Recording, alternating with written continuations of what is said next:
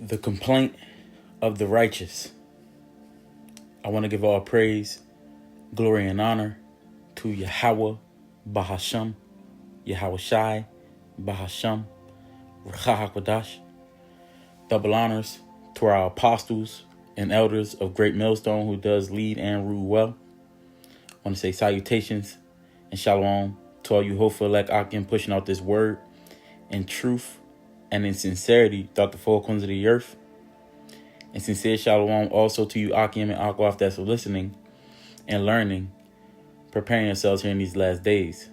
All right, that's unto the entire household of faith who's fighting this good fight of faith. The body, the congregation of the Lord. To you all again, I want to say shalom. This is your brother Quar from the DC camp. Come back at you with another lesson, which I already, said what the title is going to be, as you can see on the screen. The complaint of the righteous. And, all throughout the scriptures, you see this particular complaint. And then we all had these same thoughts, man. And the Bible actually lets it gives you the answers to this major complaint that we all feel. When the scriptures say that's sighing and crying for all the abominations that's done in the midst thereof, this is what we seeing, and we didn't really understand what was going on till you kind of go into the scriptures. So that's what this lesson is going to be about, man. One of the hardest things or trials of faith, it isn't just that we suffering, but it's also that we got to watch the wicked prosper while we suffering, man. The people that seems like they mock the Most High, that don't believe in him, that's proud, they seem to thrive, man. The people that's corrupt, they the ones in power. You got the oppressors, you got people blatantly liars, man. The evildoers, they flourish in this world, man. Meanwhile, the ones that's trying to do right, we struggle. And that's a part of the world that we live in, But yeah, that's the question, man. Why do the wicked prosper, and how long are we going to have to live like this, man? If there's a true power, if the God of the Bible, I would say, is real, which he is, then we know that this is no way this can last,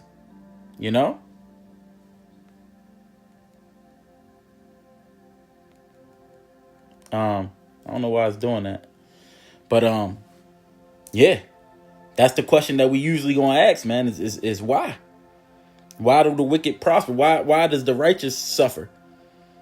Your righteous power. Why is judgment delayed for them? And we learn these truths. We learn this. We get the understanding through the scriptures, man. The prophets before asked us, so it's nothing wrong with asking why. Wise men asked it. Ezra asked it, which we're gonna get into. But let me start out here with Solomon, man, one of the wisest men that ever lived, and even in his time, he's seen it. Right. This is Ecclesiastes 7. And I'm going to start at verse 15. It says, all things have I seen in my days of all things have I seen in the days of my vanity.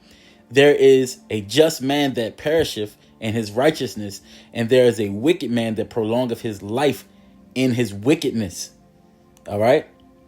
So you got the just who perish, and you got the wicked who prolongs their life, man. As the scriptures say, they not in trouble like other men, But that's something that Solomon observed, and it didn't seem like it was fair, Come on, man. Interrupting me. Salakia. God dang. Just ruined my thing. Salakia. It says, yeah, man. A righteous man dies, the wicked live long. They say the good die young, right? But you got the most evilest people They living full lives, man. You know, taking organs and whatnot. You got the righteous live. That's what you see. The righteous struggles, the wicked prospers, man. You know, and it isn't in a fair world. That's not how things should work. Hey, the scripture say it was an error that proceeded from the ruler. You know, but we expect good to be rewarded. It's just not going to be rewarded immediately, man. And neither will evil be punished immediately, because we on the Lord's time. So that's what's something that we have to understand, man. But again, the prophets before us made the same complaints. All right. That's the age that we're in. We're in the real dark ages, man. Jeremiah 2. No, Jeremiah 12, and I believe it's the first verse. 12:1. Yep. It says, righteous art thou, O Yahweh, when I plead with thee, yet let me talk with thee of thy judgments. Wherefore doth the way of the wicked prosper? Wherefore are all they happy that deal very treacherously? Yeah, why does the way of the wicked prosper, man? And they happy when they deal treacherously. You know? They seem to have taken root and they blossoming like a green tree, man. You know? That's in Psalms 37. Which I can get that too. You know? I'm gonna get that though. Let me keep going. But Jeremiah asks the same questions. Let's get another account. In Job.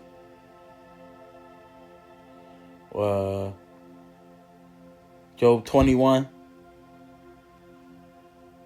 In verse 7 it says, wherefore doth the wicked live, become old, yea, are mighty in power.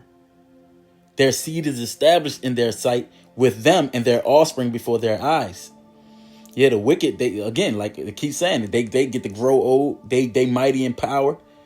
They seeds is established, man. Just think about it, man. You got these Americans, okay? We know how they got this land, straight off blood, but they still in power. They pass on their wealth to their children and their children's children, and they in a prosperous position. And they able to look down on us, you know, pretty much all stolen money and riches, all free labor, injustice. It says their houses are safe from fear, neither is the rod of the Most High upon them. And that's the thing, because we like, if we being punished, why aren't they being punished? That's what we, you know, in the carnal sense, that's what you think when you don't have the correct understanding. And this is why, this is not David, but it's in Psalms, Asaph. He says he was envious. It's verse 3.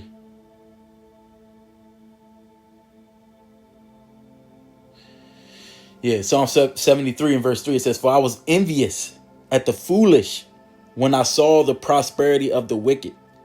All right. And he called them foolish. It says, for there are no bands in their death, but their strength is firm. Meaning, there's no pains in their death, man. You know, they in strength. It says, they are not in trouble as other men, neither are they plagued like other men. Therefore, pride compasseth them about as a chain, violence covereth them as a garment. Because again, sentence against the evil work is not executed speedily, man. So they what? They just going to continue to be more and more wicked because they think the Lord is with them. All right, that's why it says pride compasseth them about and violence covereth them as a garment. Because who going to check them? Their eyes stand out with fatness. They have more than heart could wish. They got abundance, man. But meanwhile, they corrupt. It says they are corrupt and they speak wickedly concerning oppression. They speak loftily. Yeah. You know? And you can see it in these different little cases that pop up, and you just read the comment board. They be talking big crazy. And we just can't wait for the Lord to judge them, man.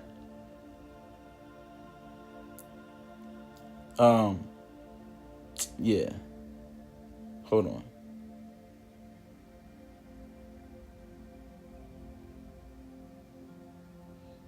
I'm trying to see if I want to, I mean, this whole chapter is good, man, because this, as a matter of fact, I'm going to jump down to verse 16. This is one of my favorite verses. It says, when I thought to know this, it was too painful for me. Because when you think about how you try to understand how, this, it's painful, man. But it says, until I went into the sanctuary of the Most High, then understood I their end. All right. Surely thou didst set them in slippery places. Thou castest them down into destruction. So the Lord set them up, man. And that's why it's foolish to want to envy them and to want to be like the oppressor, because they're going to be destroyed. They're getting a tab built up on them. The Lord doesn't favor them, although it may seem like that. But that's just part of the promises. You go back to Jacob and Esau, all right? You had two nations that was going to get the fatness of the earth. And Esau was going to get his first. But his was just temporary. You see? So you got Habakkuk. Let me get that account. What's that? Habakkuk 1. And I'm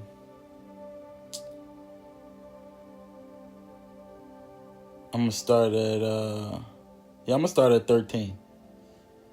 It says, thou art of purer eyes than to behold evil, and canst not look on iniquity. Wherefore lookest thou upon them that deal treacherously, and holdest thy tongue when the wicked devoureth the man that is more righteous than he. You see that? If the Lord his eyes is so pure that he can't behold evil, why he beholding them? Here it is, they in the land of the, they in the land of uprightness, man. And they about to hold the biggest, rainbow parade in mankind's history.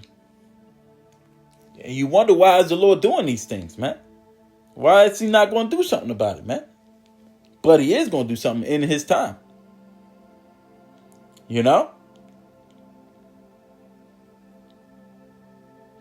But on the surface, with the carnal eyes, it's like, man, he's devouring the man that's more righteous than he. Everybody can see it, man.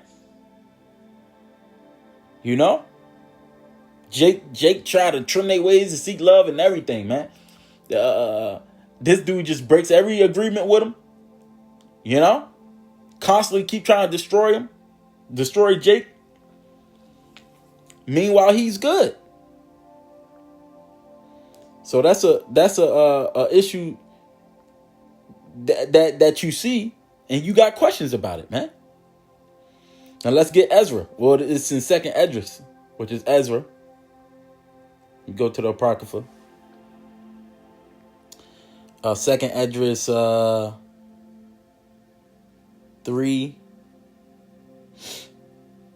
and verse let me see. It's like towards the end of that. 20. All right. 2nd Esdras 3 verse 28. It says, no. I think I should have started up. All right, I'm going to start at 26. It says, and in all things did even as Adam and all his generations had done, for they also had a wicked heart. And so thou gavest thy city over into the hands of thine enemies. See, this is how you know when it's talking about the generations of Adam, it's not necessarily talking about all these people, because it says he gave his city over to the hands of the enemies. But it was talking about because of that generation having a wicked heart. Anyways, it says, verse 28, it says, Are their deeds then any better that inhabit Babylon, that they should therefore have the dominion over Zion? For when I came thither, and had seen impieties without number, then my soul saw many evildoers in this 30th year, so that my heart failed me. For I've seen how thou sufferest them sinning, and hast spared wicked doers, and has destroyed thy people, and has preserved thine enemies, and has not signified it. I do not remember how this way may be left. Are they then of Babylon better than they of Zion? Or is there any other people that know of thee besides Israel? Or what generation have so believed thy covenants as Jacob? And yet their reward appeareth not, and their labor hath no fruit. For I have gone here and there throughout the heathen, through the heathen, and I see that they flow in wealth, and think not upon thy commandments. Weigh thou therefore our wickedness now in the balance, and there's also that dwell in the world. The world, and so shall thy name nowhere be found but in Israel. So, yeah, you see it. It's like, man, I mean, I know, we went off, but look at these people. They don't care about the Lord at all. They don't believe in the Bible, and even when they say they do, they hypocrites. Verse 35, or when was it that they which dwell upon the earth have not sinned in thy sight? Or what people have so kept thy commandments? Thou shalt find that Israel by name have kept thy precepts, but not the heathen. So the heathen have never kept the precepts of the Lord, man.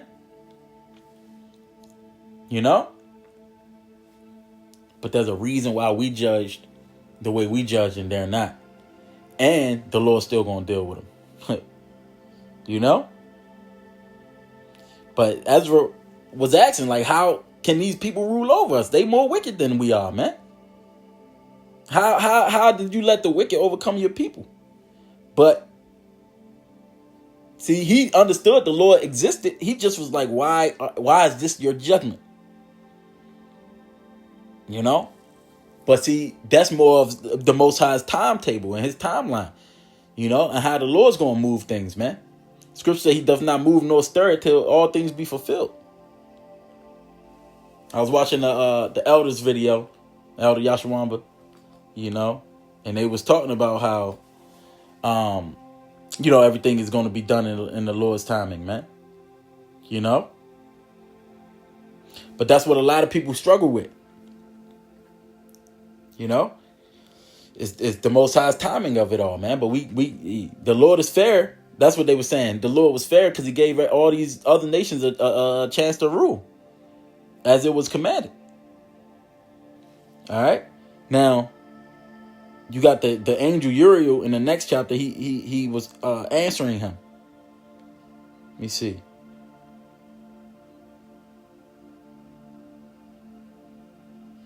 I'm just trying to see where I want to start. Because Ezra was asking a lot, so I'm going to go to the point that he answered that particular point. All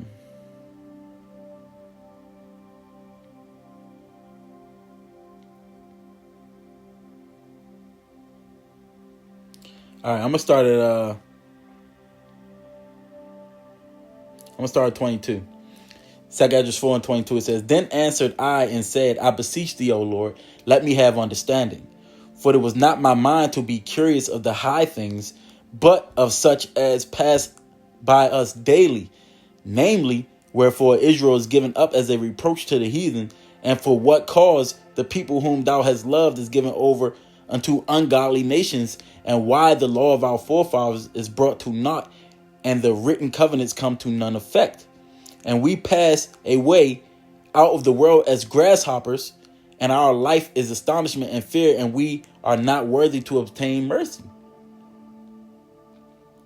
What will he then do unto his name whereby we are called? Of these things I have asked. Then answered he me and said, The more thou searchest, the more thou shalt marvel, for the world hasteth fast to pass away, and cannot comprehend the things that are promised to the righteous in time to come. For the world is full of unrighteousness and infirmities. You see, this is not the Lord's kingdom. But as concerning the things whereof thou askest me, I will tell thee, for the evil is sown, but the destruction thereof is not yet come. If therefore that which is sown be not turned upside down, and if the place where the evil is sown pass not away, then cannot it come that is sown with good. For the grain of evil seed have been sown in the heart of Adam from the beginning, and how much ungodliness have it brought up until this time, and how much shall it yet bring forth until the time of the threshing come. All right. Ponder now by thyself how great fruit of wickedness the grain of evil seed have brought forth, and when the ears shall be cut down, which are without number, how great a floor shall they fill. All right. But again, this is actually what it says.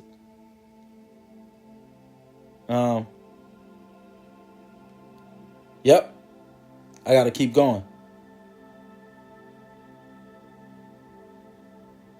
Because Ezra was asking the angel, man, and he wanted answers for it. He said, why the righteous have been delivered into the hands of the wicked, man? Why does it appear that the evil is winning, man? Or why is the justice delayed? And essentially he was telling them, look, you're trying to judge the story before it's finished, man. The Most High don't see the same way that you see things, man. As his ways is higher than, as the heavens is higher than the earth, so is his ways higher than our ways, right? But this is what I'm going to keep reading. Verse 33 says, then I answered and said, how and when shall these things come to pass? Wherefore are our years few and evil? And he answered me, saying, do not thou hasten above the Most High, the Most Highest, for thou hastest in vain to be above him, for thou hast much exceeded. Did not the souls also of the righteous ask questions of these things in their chambers, saying, how long shall I hope on this fashion? When cometh the fruit of the floor of our reward? And unto these things Uriel the archangel gave them answer and said, even when the number of seas is filled in you, for he have weighed the world in the balance. By measure hath he measured the times, and by number hath he numbered the times, and he doth not move nor stir them until the said measure be fulfilled. All right. Yeah, man. Yeah. You got to read the whole chapter. You know?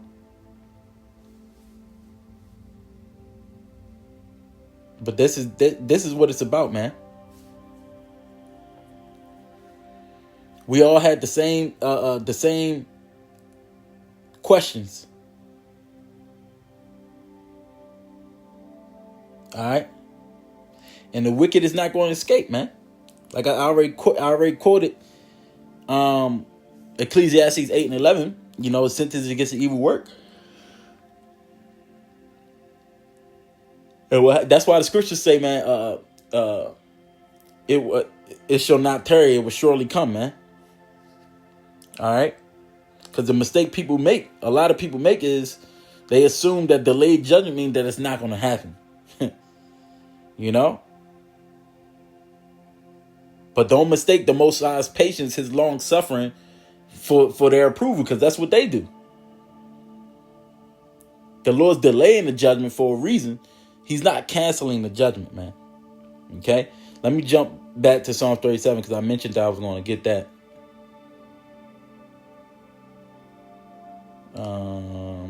37. Psalms 37 in verse. This whole chapter is good. Damn demons. I'm going to start at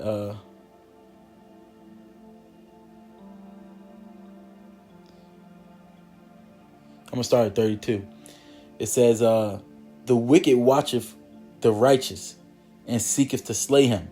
Yahweh will not leave him in his hand, nor condemn him when he is judged. Wait on Yahweh and keep his way, and he shall exalt thee to inherit the land. When the wicked are cut off, thou shalt see it. I have seen the wicked in great power and spreading himself like a green bay tree, and that he's done.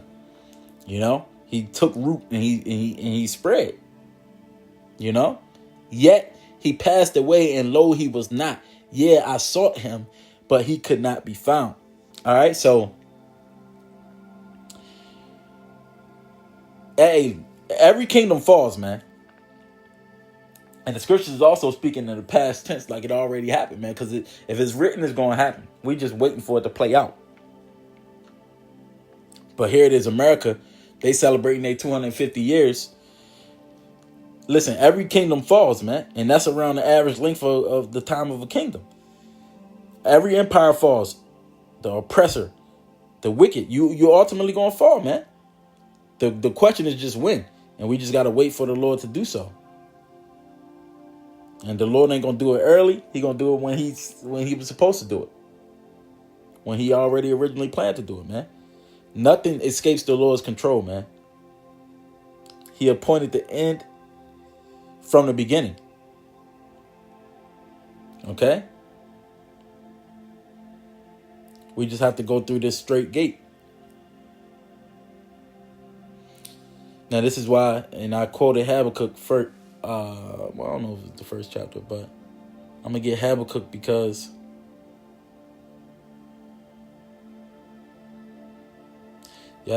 Habakkuk 2 and 3, for the vision is yet for an appointed time, but at the end it shall speak and not lie, though it tarry, wait for it, because it will surely come, it will not tarry. All right. Now I want to get this verse. Behold, his soul which is lifted up is not upright in him, but the just shall live by faith. And you gotta live by faith, because you know what you're seeing on the surface level is just not how things are. You know, that's the answer, man. Not because we understand everything, nor do we know the exact timetable. We don't. You know, judgment is not going to happen when we want it to. It's going to happen in the Lord's time, man. And we got to trust the Lord despite what we see.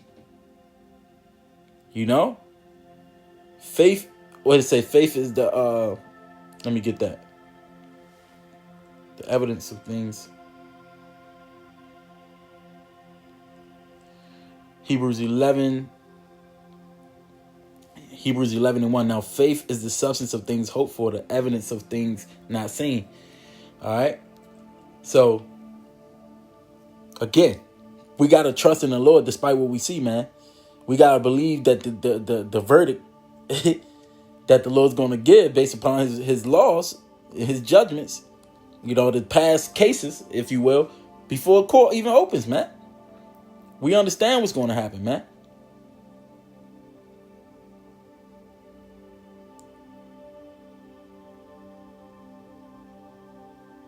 So, let me get this. I'm going to go back to the Apocrypha. This second Esdras 7. And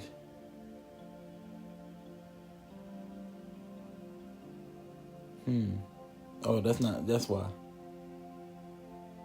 Okay. I'm just trying to see where I want to start at.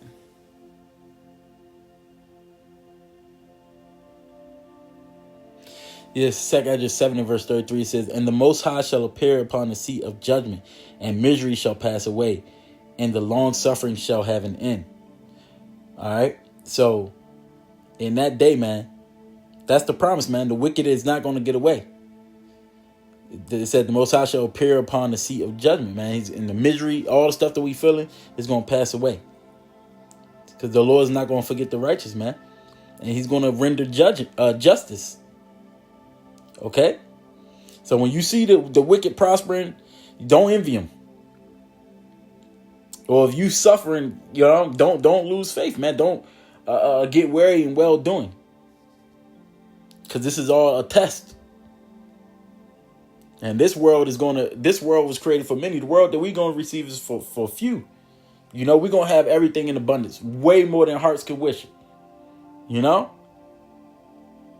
So don't think that the Lord just forgot. All right? You got to read the full story so you know what the end is going to be. All right? We got a kingdom coming. All right? So I'm gonna cut it off on that, you know. But yeah, that's a question that's all throughout the scriptures, man. So it's not wrong to ask these questions, you know, but you want to seek the understanding of it. And this is why you search the scriptures. So, Lord willing, that was edifying. Until the next lesson, I want to give all praise, glory, and honor to Yahweh, Bahasham, Yahweh Shai, Bahasham, Rakha Kodash. Till the next one, I want to say Shalom.